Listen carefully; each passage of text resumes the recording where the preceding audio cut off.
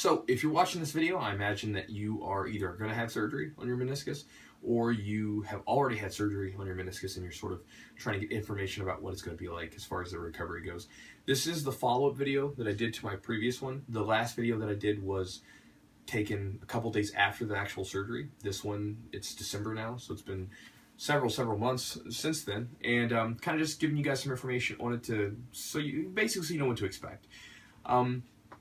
We'll just kind of start down at the beginning and just kind of work our way up. So within about 2 weeks, I was back teaching. I teach jiu-jitsu for a living, and so if you're familiar with that, it's kind of like wrestling.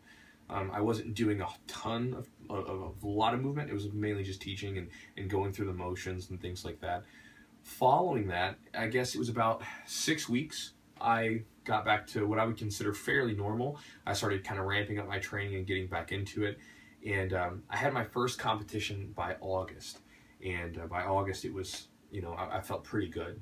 Now, the initial swelling and everything went down slowly, but I did have some residual swelling, I think, up until about maybe late August, September. I remember when I would sit back, like if I was on my knees and I would sit back to my heels, I would sort of feel a bit of swelling and pressure on that knee, as if there was a little bit of swelling on the inside.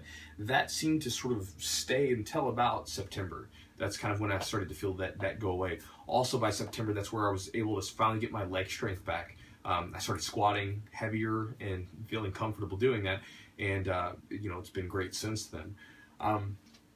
So honestly, I mean, and if you guys have looked up any other videos, I mean, I'm sure pretty much everyone shares the same sort of idea that I do, which is if you have a meniscectomy, meniscus removal, like a shave down, that the recovery is pretty easy.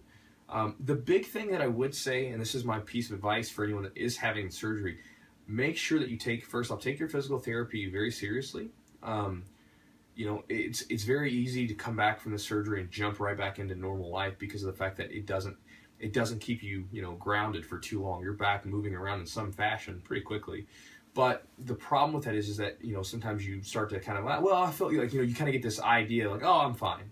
And so it happened, and the reason I say this is because I had meniscus removal on basically the same thing done on my right leg 10 years ago, and this one was done just recently. And I remember this right leg I was young and stupid. I was 19 years old, so I got back and I was feeling kind of good, and I started training, going back to normal, and I had a lot of problems like for almost a year because of that. And even now, if I was to stand sideways with you, you would see that one leg extends all the way back and the other one does not fully extend, and I think that's because of arthritis and buildup and not taking care of the leg like I should have.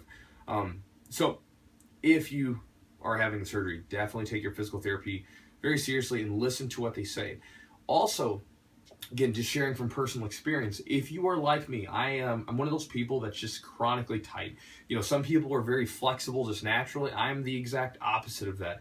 I'm very tight. My muscles are very tight and wound up, especially my legs. It's always been a problem. Even when I was younger, I remember one time when a doctor was doing a physical on me, he said, oh man, your quads are incredibly tight. You should probably stretch those out. Well, they didn't really give me any information on how to stretch them, but they just told me to stretch them.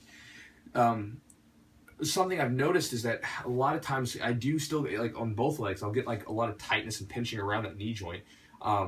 And I've noticed that if I start to do some different mobility exercises and stretching, it seems to take care of that. So if you're one of those people, maybe if you have really tight shoulders, tight knees, tight legs, anything like that, I would advise you to be preemptive about it and go and do some mobility and stretching exercises. Not just static stretching, but there's different exercises you can look at. If I can recommend someone, there's a guy, Kelly Starrett, S-T-A-R-R-E-T, I think maybe double T's. But the guy's got a lot of good stuff. You can go on YouTube or go on his websites and you can look up a lot of this stuff, and you can find basically, find different areas of your body that are tight and then go look up some of the solutions that he has. And he has a lot of good information. There are other people that do the same thing, but I've had a lot of success with some of the things that he shows in his videos and the literature that he posts out. So again, if you are going to have the surgery, it's going to be fine. Your recovery is going to be easy. Just make sure you do your physical therapy. And even after the physical therapy, stay up on keeping your legs loose and stretching those out so this way you can keep less pressure on the meniscus in that joint in general. If your muscles are looser, there's less. I guess there's more space for the leg to move around, or for the knee joint to move around. That's how I understand it. But again, it's not going to be a crazy surgery, so good luck to you. If you do have any questions, you're welcome to message me. If not, good luck to you, and I hope that you have a fast recovery. Thank you.